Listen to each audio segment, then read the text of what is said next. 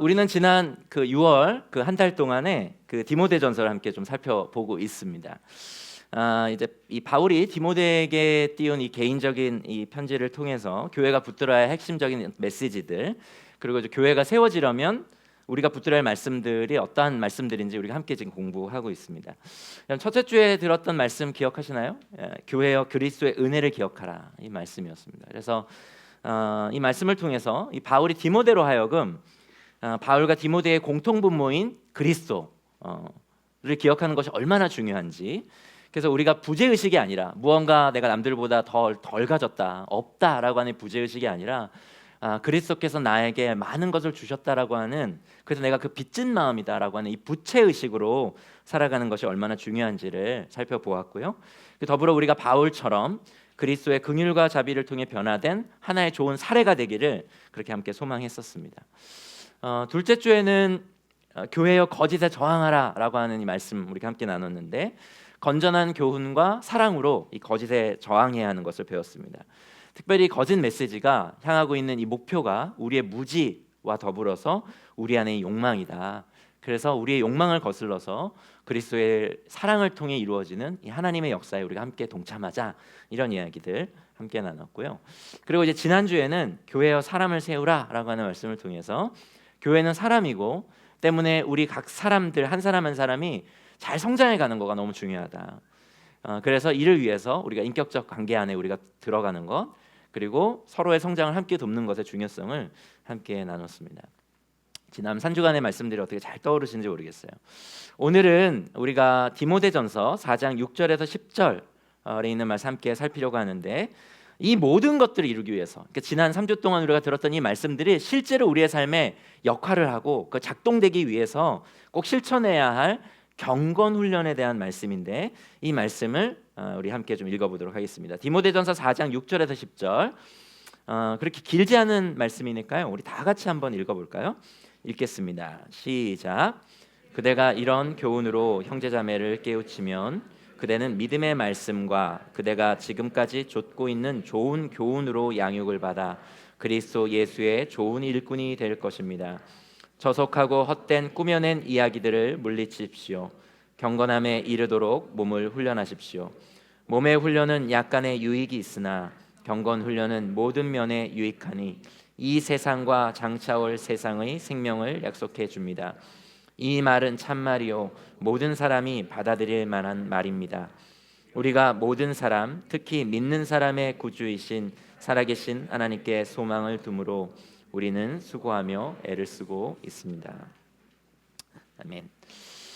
먼저 말씀을 구체적으로 나누기 전에 이 디모데전서의 하나의 전제에 대해서 잠시 이야기를 좀 나눌 필요가 있을 것 같습니다. 이 전제는 사실 우리가 나들목 교회에서 우리가 반복해서 배운 것이기도 합니다. 그것은 우리가 지금 선 곳에 대한 이야기인데, 오늘 보면 7절과 8절은 사실 디모데전서의 매우 핵심적인 구절입니다. 이 7절과 8절에서 바울은 디모데로 하여금 거짓 메시지를 물리쳐라. 그런데 이 세상과 장차올 세상의 생명을 약속해 주는 이 경건 훈련을 너가 받아야 된다. 경건을 훈련해야 된다. 이렇게 이야기합니다. 근데 여기에서 이 세상과 장차올 세상이 도대체 무엇을 뜻하는지 우리 나들목 교회에서 정말 많이 본 반가운 그림 하나를 보면서 한번 이야기를 좀 나눠볼까요? 네, 한번 보여주시죠. 네,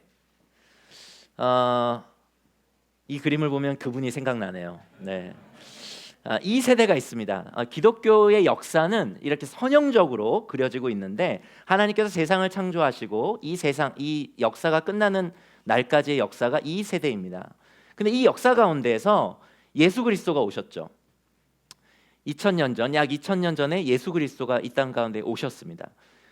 그런데 예수 그리스도가 그냥 오신 것이 아니라 하나님께서 약속하신 장차 올 세대에 오는 세대와 함께 예수 그리스도가 임하게 됨으로 인하여서 하나님의 다스리심, 하나님의 통치, 하나님의 나라가 예수 그리스도와 더불어 이 역사 가운데 이미 시작이 되었죠.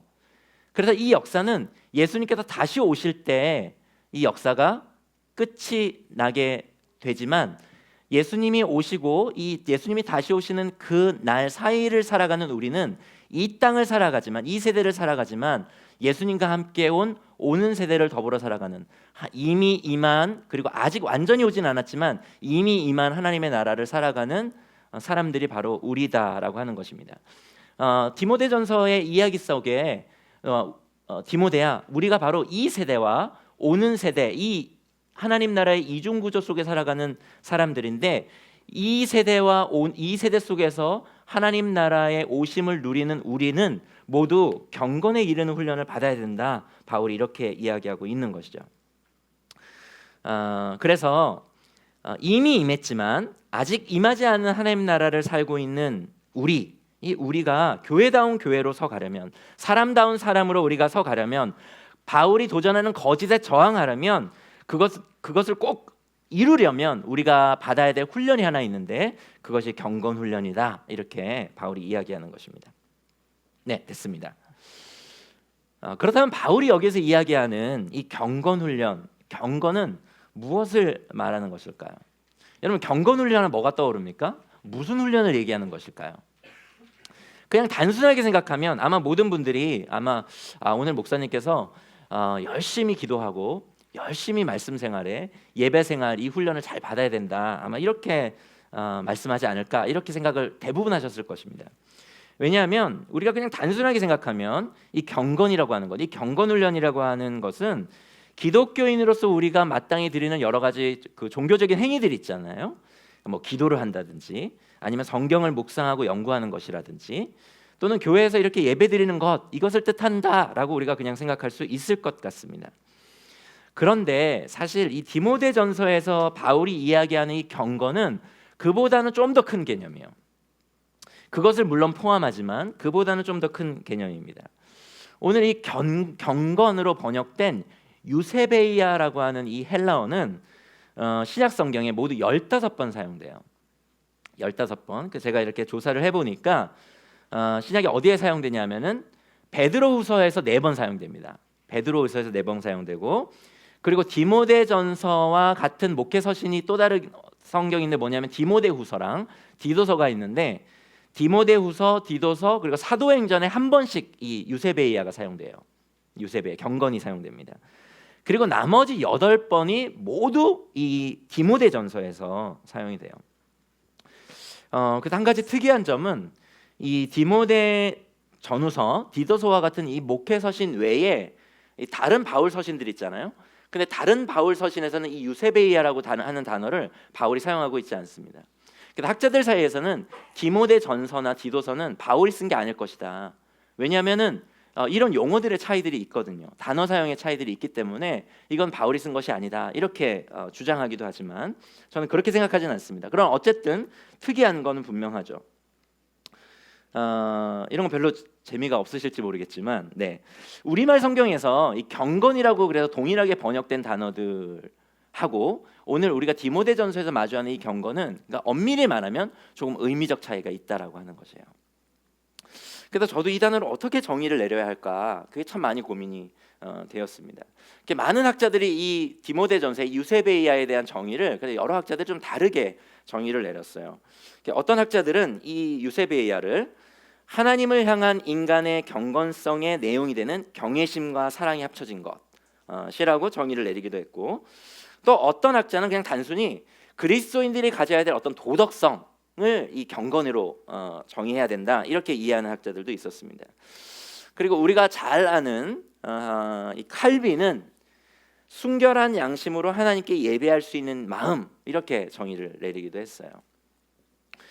근데 여러 학자들이 이 단어들에 대한 서로 다른 정의를 내리는 이유는 사실 이 단어가 사용된 여러 용법들을 고려할 때, 그러니까 아까 얘기했던 유세베이아가 사용된 15번의 그런 성경을 이렇게 쭉 보면은 단순히 이 유세베이아, 이 경건이라고 하는 이 단어가 어떤 개인적인 종교 행위나 그리고 그래서 뭐 어떤 기도나 예배 행위에만 국한된 것이 아닌 것처럼 보이기 때문에 여러 학자들이 이 경건, 이 유세베이라고 하는 이 단어의 정의를 여러 차원에서 한번 내려보고 있는 것이죠. 뿐만 아니라 오늘 바울이 오늘 말씀 7절에 보면은 이 경건을 위해서 뭐를 훈련하라고 했죠? 몸을 훈련하라고 말씀하고 있어요. 몸을 훈련하라고 얘기하고 있습니다. 그러니까 이게 우리에게는 약간의 좀 언밸런스하게 느껴지는 거죠. 왜냐하면 이 바울이 이야기하는 이 경건 훈련은 뭔가 우리의 영혼과 연관되어 있는 어떤 기초적인 기도나 예배 등과 같은 영적 훈련을 넘어서는 것이다라고 하는 것을 알 수 있다라고 하는 것입니다. 그러니까 바울이 디모데에게 도전하는 이 경건은 그냥 하나님의 사랑이 가득히 느껴지는 어떤 그 느낌, 어떤 내면적인 상태, 그리고 신비한 영적인 영역과 같은 어떤 그런 상태를 뜻하는 것이 아니라 기독교인들이 마땅히 가져야 하는 삶의 방식을 포괄하는 의미로 이 경건이라는 단어를 사용하고 있다고 하는 것입니다. 그러니까 여러분이 이 디모데전서에서 바울이 도전하는 경건 훈련 생각할 때 뭔가 이렇게 영적인 것, 내가 예배하는 거, 기도하는 거, 나의 영혼과 관련된 것과 연관시키기보다 오히려 여러분의 몸, 여러분의 삶과 이 단어를 연관시켜야 된다고 하는 것이죠. 그래서 저는 이 모든 것들을 종합해 볼 때 바울이 디모데에게 도전하는 이 경건을 이렇게 정의하면 가장 좋지 않을까 싶은데, 한번 저를 따라해 보실까요? 하나님 중심의 구별된 삶, 이렇게 경건을 정의하면 가장 좋지 않을까, 이렇게 생각이 되었습니다. 그러니까 이미 임한 하나님의 나라, 그런 아직 완전하게 오지 않은 그 하나님의 나라, 그 사이를 살아가고 있는 이 하나님 나라 백성들은 이 하나님 중심의 구별된 삶을 살아내야 한다고 바울은 디모데에게 강조하고 있는 것이죠. 그러니까 바울은 하나님 중심의 구별된 삶, 즉 이 경건은 이미와 아직의 시대를 살아가는 하나님 나라 백성의 삶의 방식, 이거는 라이프 스타일까지 되어야 된다라고 도전하고 있는 것입니다. 특별히 에베소 교회에서 이것은 너무 중요한 일이었어요. 너무 중요한 일이었습니다. 왜냐하면 우리가 지난 말씀을 쭉 살펴본 것처럼 에베소는 종교의 도시라 그랬잖아요. 우상으로 가득했다 그랬잖아요.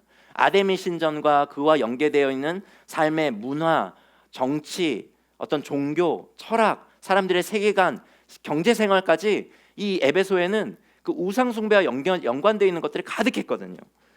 그 우상으로 가득한 그 세상의 복판에 세워진 에베소 교회, 그 에베소 교회가 마땅히 살아야 될 이 하나님 중심의 구별된 삶은 굉장히 계속해서 위협받았기 때문에 바울에게 이것은 이 에베소 교회가 그리고 이 디모데가 하나님 중심의 삶을, 이 경건을 살아내야 한다는 것은 너무나 중요했다라고 하는 것입니다.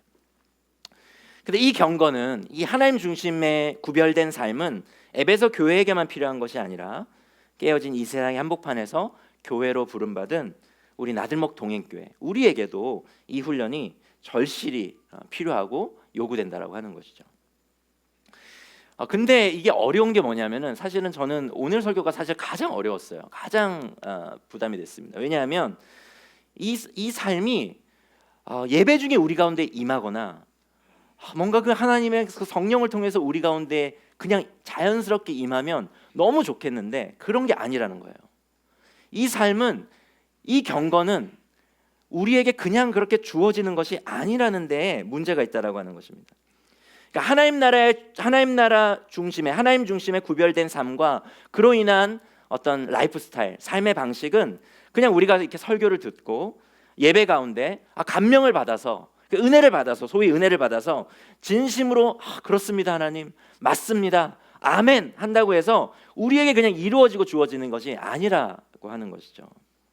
바울은 그것을 위해서 반드시 훈련이 필요하다고 얘기하는 것이고, 그것도 조금 전에 말씀드리는 것처럼 우리의 몸을 훈련해야 한다고 말씀하고 있습니다.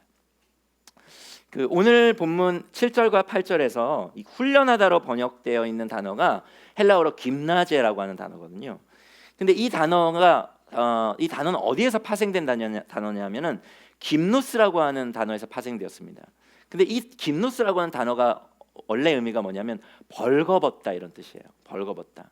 그러니까 훈련하다와 벌거벗다가 왜 연관이 돼 있을까요?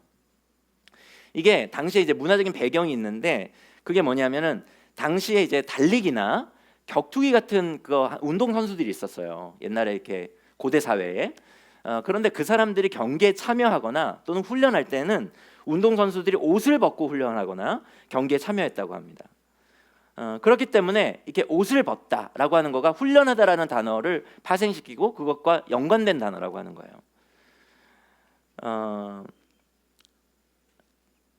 김나제, 이 옷을 벗다, 훈련하다라고 하는 이 단어가 사실 오늘날 그 체육관을 뜻하는 영어 단어 짐나지움이라고 하는 단어가 있잖아요. 그 단어를 파생시킨 단어이기도 합니다.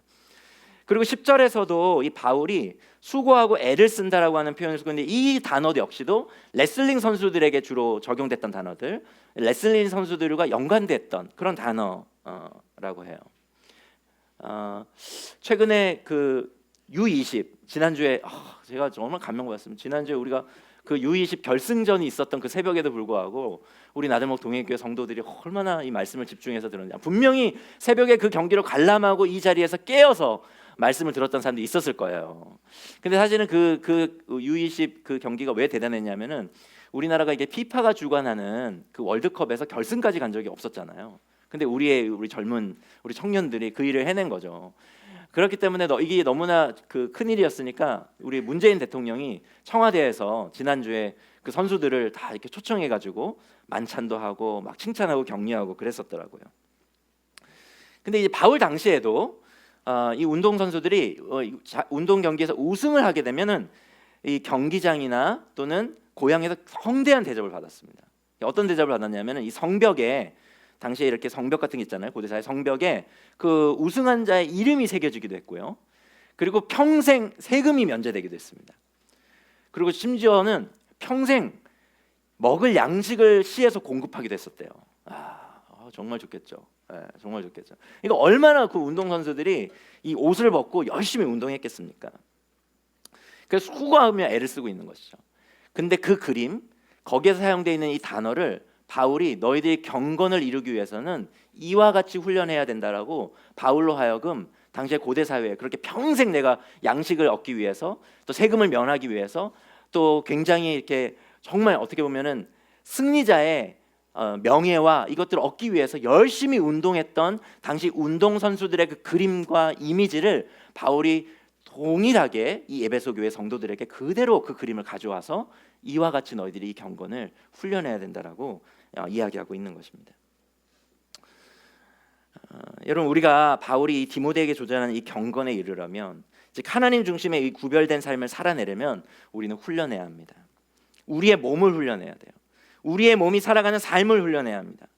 그래서 바울이 도전하는 이 경건 훈련은 우리의 기도 생활 또는 예배하는 삶 또 하나님의 말씀을 연구하고 묵상하는 그것이 우리의 이 삶의 습관이 되도록 훈련해야 한다는 것을 포함해서 하나님 중심으로 사는 우리의 시간 사용 또 우리의 경제 생활 그리고 우리의 언어 생활 있잖아요. 언어 생활.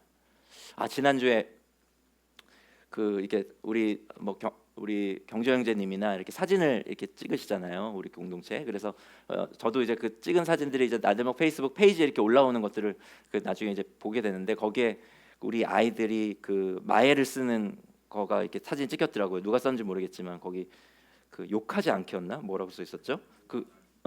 욕 안 하기, 그죠? 욕 안 하기. 경건을 이해하고 있는 것이죠. 네. 그 언어 생활이 달라져야 된다라는 것을 이해하고 있는 것입니다. 거의 이거는 성령께서 주신 그게 아닐까. 오늘 말씀을 미리 계시받아서 마음으로 드린 예배를 한 것이죠.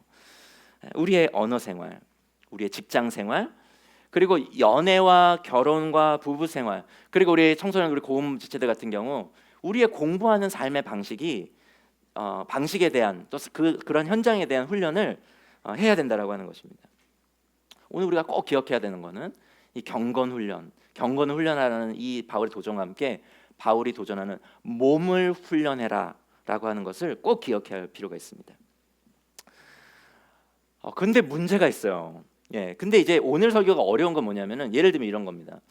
여러분 운동하면은 유익하다는 것 모두 다 잘 아시죠? 그죠?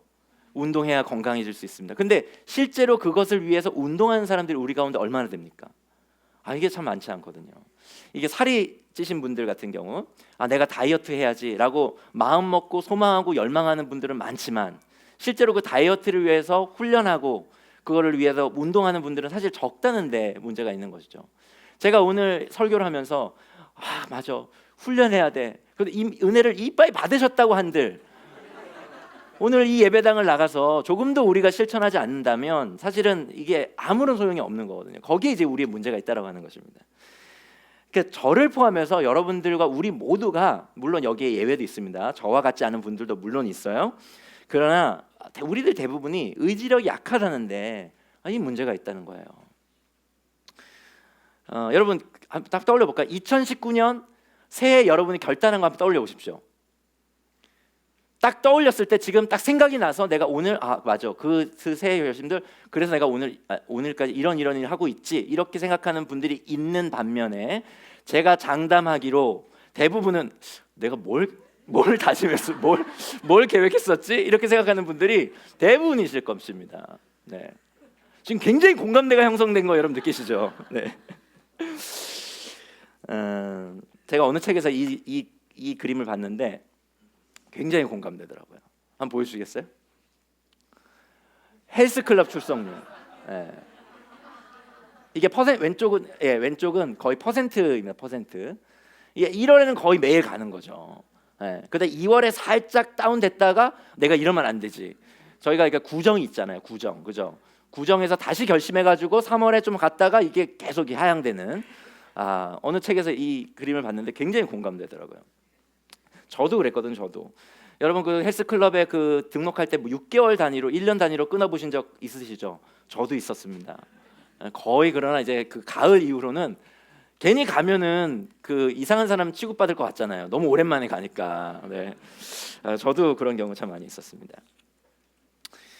이것 사실 우리의 현실이죠. 그렇다고 해서 우리가 이 하나님의 말씀을 편식할 수는 없잖아요. 오늘 우리가 보는 이 4장 6절부터 10절 말씀을 우리가 생략해 볼 수는 없잖아요. 그러면 이 경건 훈련을 작심삼일이 아니라 우리의 매일매일의 삶 속에서 어떻게 실천하며 살아갈 수 있을까? 여기에 우리의 고민이 사실 있는 것입니다.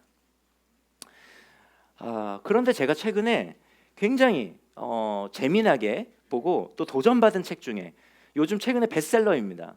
어떻게 저는 우리 이 설교를 하실 줄 알고 요즘에 이게 베스트셀러가 되겠나 이런 생각이 들 만큼 최근에 제가 아주 재밌게 본 책이 하나 있는데 그게 아토믹 헤비츠라고 하는 책이에요. 아토믹 헤비츠. 그러니까 아토믹이 뭐예요? 원자적 이런 거죠. 굉장히 작은 그 물질을 이루는 최소 단위, 기본적 단위를 이제 아톰이라고 하잖아요. 아토믹 헤비츠. 우리말로는 아주 작은 습관의 힘이라고 하는 이 책을 제가 최근에 보게 되었습니다. 이 책이 뭐냐면은 작은 습관이 우리의 삶을 엄청나게 바꿔놓을 수 있다고 주장하는 거예요. 그래서 책 제목이 그래서 원자적 습관들, 직역하면 그렇습니다. 근데 이 책을 우리가 함부로 좀 무시할 수 없는 거는 이 책의 저자는 학자가 아니에요. 그러니까 공부해가지고 연구해 놓은 어떤 연구의 집약을 담은 게 아니라 자기 인생 전체를 통해서 자기가 경험한 것들을 가지고 책을 굉장히 잘 썼습니다. 이 책의 저자가 제임스 클리어라고 하는 사람인데요. 이 사람이 사실 운동 선수였어요. 야구 선수였는데 고등학교 2학년 때 이제 야구 배팅 연습을 이제 하는데 그 옆에 이제 자기 친구가 고등학교 2학년 때 야구 배팅 연습을 하다가 그 친구가 방망이를 놓친 거예요. 그래가지고 이 제임스 클리어의 얼굴에 이게 강타하게 됩니다. 그래가지고 얼굴에 그 뼈들이 완전히 조각이 나요. 두개골을 포함해가지고.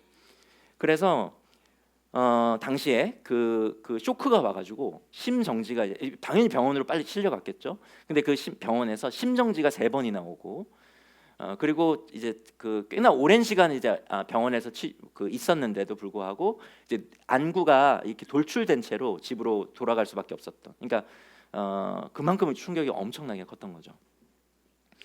당연히 1년이 지나도록 야구장에 복귀할 수는 없었습니다. 근데 제가 볼 이 제임스 클리어가 굉장히 뭐라 그럴까요? 이 긍정적인 생각과 마인드가 있었던 사람이었나 봐요. 그러니까 이 사람이 제일 처음에 그래서 어떻게 보면 야구 선수로서 자기 인생이 끝난 거잖아요. 근데 여기서 내가 이 인생을 그냥 포기할 수 없다 이렇게 생각해서 이 제임스 클리어가 한 첫 번째 일이 뭐였냐면은 동기들은 밤에 이제 뭐 훈련을 마치고 그러면은 비디오 게임을 하거나 그랬대요. 그런데 제임스 클리어는 일찍 잠자리에 드는 것부터 시작했다고 합니다. 그리고 자기의 어질러진 방을 정리하는 것. 여기서부터 나의 인생을 한번 다시 세워보자. 이렇게 마음을 먹은 것이죠. 그리고 나니까 내가 내 삶에 있는 이 고난들 속에서 휘둘리는 게 아니라 뭔가 내 삶을 이렇게 내가 좀 가꾸어가고 있다라고 하는 자신감이 생기게 된 거예요. 이 사람 안에. 그래가지고 이분이 이렇게 하면서 여러 사소한 좋은 습관들이 점점 생기는 거예요. 그래가지고 나중에 이 사람이 대학교 2학년 때에 이르러서는 결국 투수로 복귀하게 되고요. 그리고 이 야구 방망이에 맞아서 혼수 상태에 빠진 이후 6년이 지나고 나서는 데니슨 대학교 최고의 남자 선수로 이 사람이 선정되고 전국에서 그 ESPN 전미대학 대표 선수로 전국에 33명이 뽑힌대요. 근데 그 33명 안에 이 사람이 들어가게 됩니다. 그리고 8개 분야에서 최우수 성적을 받고 최우수 졸업생에게 수여되는 학장 메달을 받아서 그가 이제 졸업을 하게 돼요. 물론 나중에 이제 프로 선수로 가진 않지만 어마어마한 그 자기 인생 역전을 이루어낸 것이죠. 굉장히 놀랍죠? 근데 이게 이 사람이 그냥 우리에게 주는 단순한 낙관주의가 아니라는 것을 저도 요즘 경험하고 있습니다. 저도 제가 이 책을 만나고 또 이 책을 약간 만나기 전 즈음에서 있었던 일인데, 제가 사실 책 지어주시고 저를 비춰주시죠. 이제 조명 짠. 네. 제가 이제 대표 목사가 되면서 많은 분들이 그 저희가 대표 목사 되는 데 있어서 좀 염려한 영역이 있습니다. 뭘 염려했을까요? 제 건강을 많이 염려하셨어요. 예. 저 김영근 목사님도 늘 이렇게 가끔 뵈면은 너 요즘 건강은 하냐? 맨날 이렇게 안쓰럽다는 듯이 가끔 이렇게 물으십니다. 실제로 이제 나들목교회 당시 이제 저희 교회 지도자분들도 지일 목사님은 이제 건강이 중요합니다. 이렇게 늘 저한테 당부하셨던 게 생각이 납니다. 근데 제가 이제 대표 목사가 되고 실제로 그 염려한 대로 건강상의 빨간불들이 이렇게 좀 들어오기 시작했어요. 이렇게 두통이 좀 잦아진다든지 여러 가지 몸에 좀 이상 징후들이 사실 좀 보였었습니다. 그래서 그 정말 그러니까 여기서 다 이렇게 드러내기 어려운 여러 가지 몸의 이상 징후들이 사실 좀 보였어요. 그래서 제가 시작한 것이 뭐였냐면은 시작한 것이 매일 아침 6시 30분에 일어나서 일찍이 창동에 저희 제 연구실이 거기 있잖아요. 그래서 아침에 6시 30분에 일어나서 아침 일찍 연구실로 가서 요가 매트를 깝니다. 무슨 기독교 목사님이 요가 매트를 까나 그럴지 모르겠지만 요가 매트를 깔고 거기 이제 기도 의자를 얹어서 그리고 기도로 하루를 시작합니다. 기도로 하루 시작한 다음에 기도가 끝나면 기도 의자를 치우고 바로 그 자리에서, 그러니까 기도 의자를 제가 무릎 꿇고 이렇게 기도하잖아요. 그리고 나서 기도가 마쳐지면 기도 의자를 치우고 바로 벌떡 일어나지 않고 팔굽혀펴기를 20개 하고 일어나기로 그렇게 했습니다. 그래서 제가 이걸 진짜 매일 했어요. 매일 했습니다.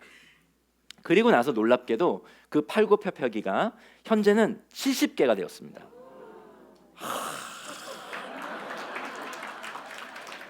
그리고 스쿼트가 40회가 추가됐고 최근에는 좀 힘이 생기는 거예요. 그걸 누워서 다리 드는 거 있죠. 이거 다리 드는 거. 그걸 20회를 제가 지금 하고 있습니다. 그리고 놀라운 변화가 일어났습니다. 가장 큰 변화가 뭘까요? 식욕이 생기기 시작했습니다. 이게 어떤 분에게는 전혀 기적이 아니지만 저에게는 기적이에요. 저에게는 기적입니다. 왜냐하면 그러니까 제가 예를 들면 점심 시간 전에 오늘 뭐 먹지라든가 아니면 뭐 배고프네라고 느낀 적이 거의 없어요. 점심 시간이 그냥 되면 밥 먹으러 가야 됩니다. 그럼 제가 물어요. 박홍진 목사님한테 먹고 싶은 게 별로 없으니까 오늘 홍진 목사님 뭐 드시고 싶으세요? 이렇게 물으면 홍진 목사님이 오늘 거기 갈까요? 그럼 거기 갑시다. 그렇게 이렇게 갔는데 식욕이 생기기 시작했어요. 그러니 식욕이 생기니까 또 잘 먹게 되고 잘 먹으니까 에너지가 생기기 시작했습니다.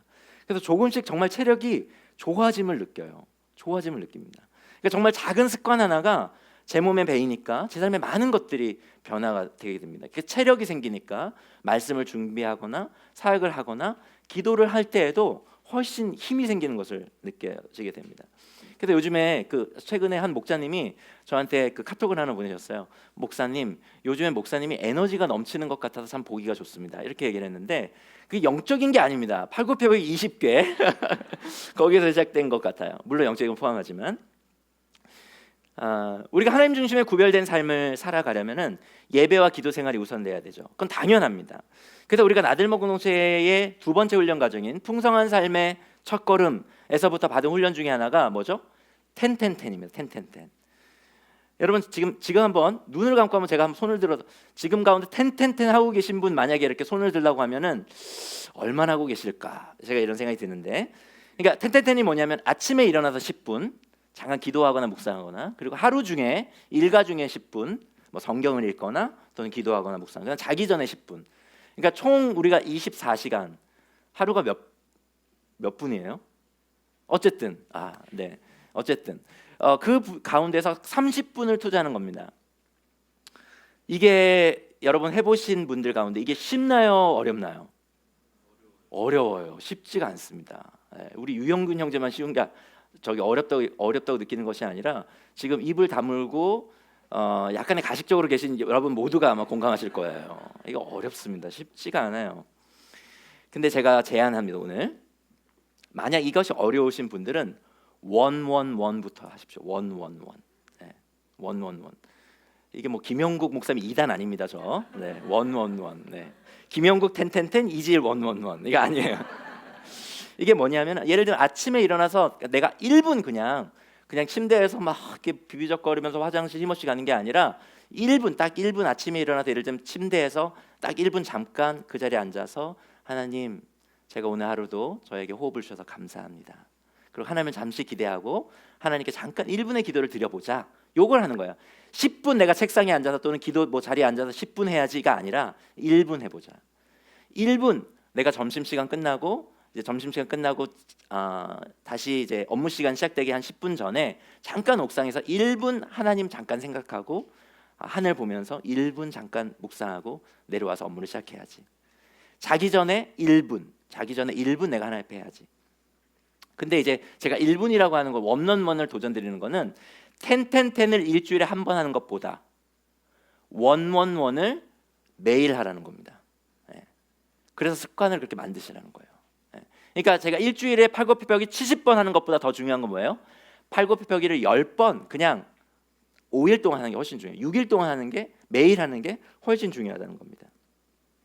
왜냐하면 그래야 그것이 습관이 돼요. 그래야 그것이 습관이 됩니다. 그게 습관이 되기 시작하면 111이 반드시 10으로 확장될 것입니다.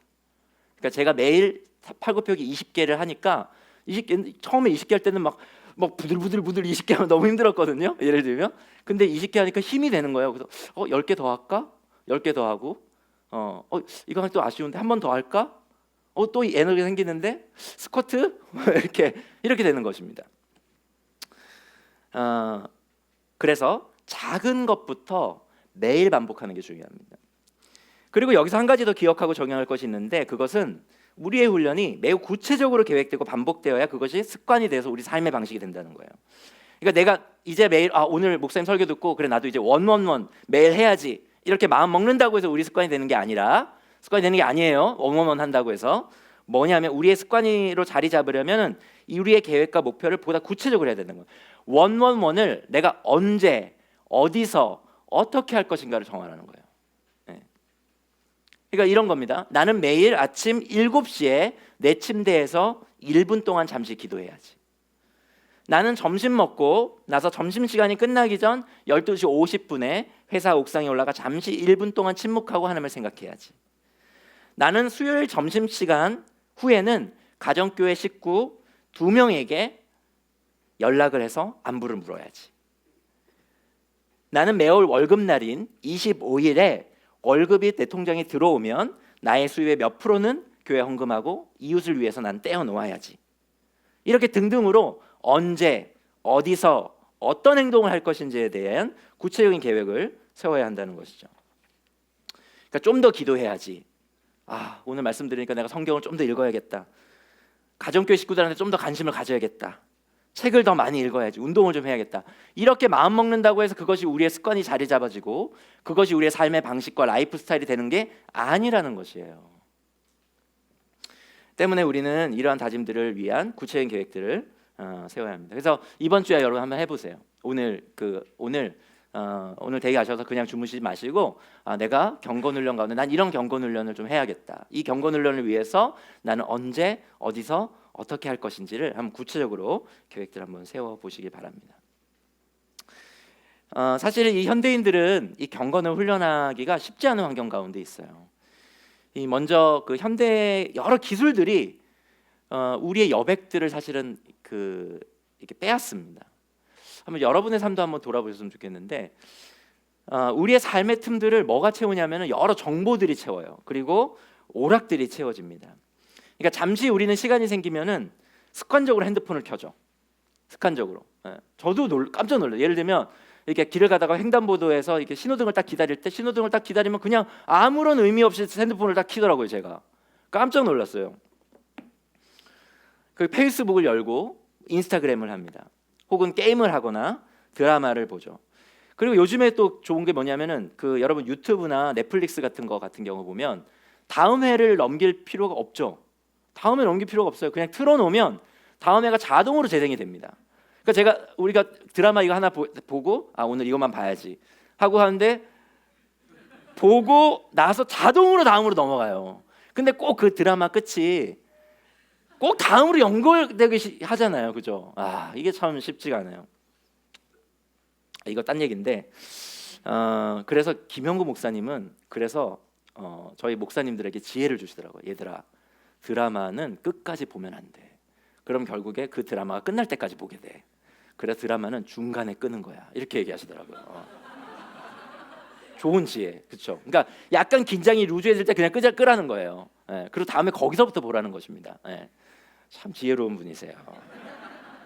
보고 싶습니다, 목사님.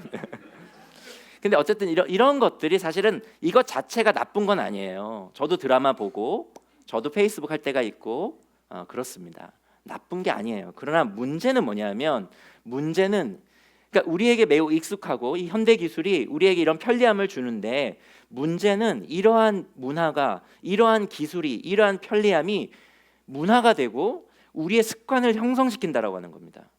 그러니까 우리로 하여금 여백의 삶에 여백이 생길 때 고백을 뭔가 이렇게 고민을 하거나 생각을 하거나 잠시 묵상을 하거나 그렇게 내가 생각의 깊이가 더 깊어지도록 우리의 마음의 크기가 더 커지도록 이 현대 사회 문화들은 우리를 그렇게 내버려 두지 않는다는 거예요. 그래서 그런 우리의 내면이 형성되고 성장할 수 있는 그 여백들이 필요한데 현대 사회는 그 여백들을 뺏어가고 있다라고 하는 것입니다.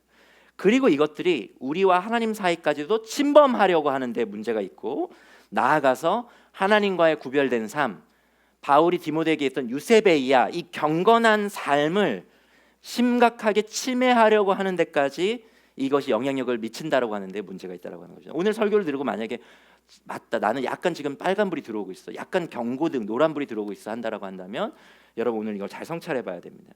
아까도 얘기했지만 저 역시도 그렇더라고요. 제가 깜짝 놀란 게 아까 짜투리 생각이 들면 그냥 핸드폰을 여는 거예요. 그러니까 습관적으로 페이스북에 들어가는 겁니다. 그리고 그냥 의미 없이 막 이렇게 보고 있는 거예요. 근데 사실 이게 저만 그런 게 아니더라고요. 통계적으로 현대인들이 물론 이제 미국 통계이긴 하지만 하루 동안에 현대인들이 SNS를 얼마 동안 하는지 여러분 얼마 동안 할까요? 하루에 평균적으로 그냥 통계적으로 2시간 한다 그래요. 평균적으로. 그러니까 더 많이 하는 사람들도 있고 적게 하는 사람도 있지만 평균 2시간. 2시간이면 1년에 몇 시간입니까? 600시간에 넘죠. 600시간 넘는 시간을 현대인들이 그 시간을 투자한다라고 하는 거예요. 그래서 저는 페이스북에서 그 핸드폰에서 페이스북 앱을 지워버렸습니다. 지워버렸어요. 지워버리니까 불편하더라고요. 그러니까 뭐 그 웹브라우저로 들어갈 수는 있지만 불편하니까 덜 보게 되는 거죠. 예전에 그 저희가 거실에 TV가 있었습니다. 거실에 TV가 있으니까 어떻게 되냐면 아이들하고 거실에 밥 먹을 때 TV를 켜요. 그냥 이렇게. 그래서 예를 들면 강식당 킵니다. 그래서 강식당 요리 만드는 거 이렇게 막 뭐 하는 거 보면서 같이 애들하고 밥 먹는 거죠. 예를 들면 그런 거죠. 그래서 이게 안 되겠다. 애들하고 이렇게 식사하면서 대화를 해야 되는데 그래서 어떻게 했냐면 TV를 안방으로 옮겼습니다. 안방이 좁고 이렇게 뭔가 불편하거든요. 테이블 놓기가. 그러니까 자연스럽게 거실에서 아이들하고 밥을 먹을 때 아이들하고 대화 하게 되죠. 사람은 환경의 영향을 받아요. 근데 여러분이 경건에 이르는 훈련을 하기 위해서 아까 몸을 훈련하는 거 중요하고 작은 것부터 훈련하는 거 중요하지만 환경을 조성하는 것도 참 필요합니다. 그래서 홀로 기도하기 어려워하시는 분들, 내가 영적으로 내가 하나님 앞에 홀로 기도하기 어렵다 그러면 기도의 자리에 여러분을 넣으세요. 기도의 환경 가운데 여러분을 넣으세요. 저희 뭐 수요일날 수요기도회나 토요기도회 오셔도 좋습니다. 여러분 가운데 수요기도회 오고 싶지만은 만약에 직장 때문에 못 오시는 너무 늦는다 하시는 분들은 저희가 9시 반까지 여기가 기도하거든요. 9시에 오셔도 돼요.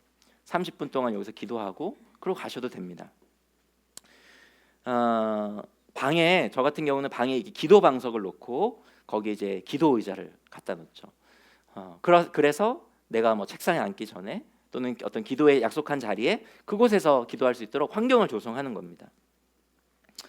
저는 요즘에 그 몇몇 지체들과 함께 그 1대1 묵상 나눔을 하고 있는데 이렇게 묵상을 이렇게 1대1로 매일 거의 매일 할 수 있다면 묵상 나눔을 하고 기도문을 적고 그렇게 교제를 하고 있어요. 그러다 보니까 저의 묵상도 매일매일 이렇게 글로 이렇게 남겨지게 돼서 좋고, 또 제가 이렇게 설교해야 되지만 오늘 설교에 내가 더 디모데전서를 더 연구해야지 이렇게 하고 싶죠. 그래서 더 설교에 더 충실하고 싶지만 매일매일 지체들하고 묵상 나눔을 해야 되니까 오늘 매일매일 내게 주어진 말씀들을 내가 설교자가 아니라 말씀 묵상자로서 묵상하게 되는 것을 보게 되었어요. 더 기도하게 되죠. 환경이 조성된 거죠. 그리고 제가 그렇게 연결해서 같이 묵상 나눔한 지체들을 매일 더 생각하게 됩니다. 그리고 자연스럽게 제가 기도하게 되고, 그러니까 그리스도의 사랑으로 그 사람들을 더 사랑하게 되죠. 여러분이 훈련을 위해서 여러분의 환경을 한번 새롭게 조성해 보시는 것은 굉장히 지혜라는 생각이 듭니다. 제가 이 아주 작은 습관의 힘이라고 하는 이 책이 참 통찰력이 있다고 생각하는 것이, 이 책이 우리가 좋은 습관들을 훈련하는데 자꾸 실패하잖아요, 우리가. 근데 자꾸 실패하는 근본적인 원인을 굉장히 뛰어난 통찰로 지적하고 있는데 한번 보실까요? 저자가 이렇게 얘기합니다. 우리의 습관의 행동이 변화되는 3단계가 있는데 그것은 이제 정체성과 과정과 결과가 있다라는 거예요. 정체성과 과정과 결과가 있는데 대부분의 사람들은 다음 그림을 보면은 결과 중심으로 습관 형성을 하려고 한다는 겁니다. 예를 들면 이게 바깥단이 결과잖아요. 여기서부터 습관 형성을 하려고 한다는 거예요. 예를 들면 나는 다이어트를 하고 싶어. 다이어트, 이 날씬한 몸매를 갖고 싶어. 이게 결과죠, 결과. 그리고 과정. 그래서 나는 다이어트를 해야겠다. 과정이죠. 그러니까 나는 날씬한 몸매를 갖고 싶고, 그리고 나는 그래서 다이어트를 해야겠다. 이렇게 결과 중심으로 습관을 형성하는데, 이래서 우리가 자꾸 실패한다는 거예요. 저자는 오히려 정체성 중심의 습관으로 우리의 습관 형성을 바꿔야 된다고 하는 것입니다. 그게 뭐냐면 이런 거죠. 목표를 난 책을 좀 더 읽어야지가 아니라 정체성 중심으로 목표를 설정하는 거예요. 나는 독서가가 돼야겠다. 이런 거죠. 나는 악기를 좀 배워야겠다. 이번에 2019년에 기타를 배워야지가 아니라 나는 뮤지션, 음악하는 사람이 되어야겠다. 이런 어떤 정체성 중심으로 목표를 설정하라고 하는 것입니다. 이건 좋은 통찰이라고 생각돼요. 네, 됐습니다. 바울 역시도요, 이 디모데로 하여금 경건에 이르도록 독려하고, 디모데가 이 경건 훈련을 지속적으로 잘 받아야 된다라고 격려하면서 그가 정체성을 끊임없이 일깨워요. 그러니까 6절에서 바울은 디모데로 하여금 너는 그리스도 예수의 좋은 일꾼이다. 좋은 일꾼이 되어야 한다라고 하는 이 정체성을 부여해요. 너는 그리스도 예수의 좋은 일꾼이 되어야 하고, 그렇기 때문에 너가 이런 것들을 해야 돼라고 얘기합니다.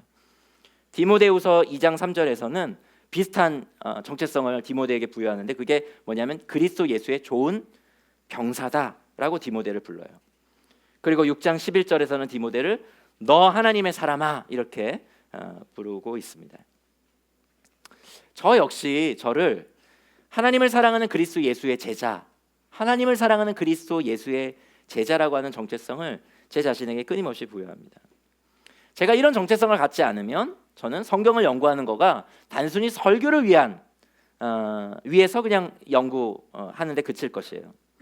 근데 제가 매일 아침에 어쩌면 피곤한 육체를 이끌고 기도의 자리 그리고 운동의 자리로 가는 것은, 그 자리로 제 몸을 이끄는 것은 누가 저의 출근을 체크하기 때문이 아니라 제가 하나님을 더 사랑하기 위해서 그리스도 예수의 제자로 온전히 빚어지기 위해서 제가 그 일을 하는 것이죠. 하나님 중심의 구별된 삶을 위해서 하나님을 사랑하는 그리스도의 예수의 제자로서 저는 몸을 훈련시키고 있는 것입니다. 여러분 어떤 정체성을 갖고 계세요? 그리고 하나님 앞에서 여러분은 누구십니까? 목회 서신 외에, 그러니까 아까 얘기했던 디모데전서, 디모데후서, 디도서에 이 유세베이아가 유일하게 쓰였다 그랬잖아요. 근데 이 디모데전서, 디모데후서, 디도서 외에 다른 곳에서 이 유세베이아를 쓴 거의 유일한 데가 있는데 그게 베드로후서입니다. 베드로후서 1장에 이 유세베이아가 나오고 있는데 우리 한번 같이 베드로후서 1장 5절에서 8절을 다 같이 한번 읽어볼까요? 네, 여러분들이 한번 읽어주시죠. 읽겠습니다. 시작.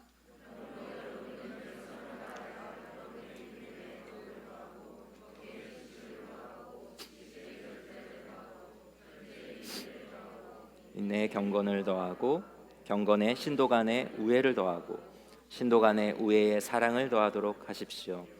이런 것들이 여러분에게 갖추어지고 또 넉넉해지면 여러분은 우리 주 예수 그리스도를 아는 일에 게으르거나 열매를 맺지 못하는 사람이 되지 않을 것입니다. 여러분, 베드로는 우리에게 더하라라고 명령합니다. 한번 저를 한번 따라해 보실까요? 더하는 것은 우리의 몫이다. 더하는 것은 우리의 몫입니다. 그러니까 하나님께서 우리를 그리스도 예수를 통해서 구원해 주신 것, 이거 하나님의 몫이죠. 그리고 긍휼과 자비의 은혜로 우리를 하나님의 자녀로 삼아 주신 것, 하나님의 몫입니다. 죄와 죽음의 세력으로부터 우리를 자유케 하신 것, 하나님의 몫입니다. 말씀을 깨닫게 해주시는 것, 하나님의 몫이죠. 오늘 이 예배 가운데 우리에게 말씀을 깨닫게 해주시고 우리로 어쩌면 결단케 하시는 것은 하나님의 몫일지 모르겠습니다. 그러나 그 은혜들은 모두 하나님께서 하신 하나님의 몫이 분명하지만 바울은 그리고 베드로는 우리의 몫을 잊지 말라고 도전하고 있는 것입니다. 하나님께서 주신 그 은혜에 우리가 더해야 한다고 그렇게 말씀하고 있습니다. 우리에게 좋은 경건의 습관이 생기게 하는 것은 우리의 몫이에요.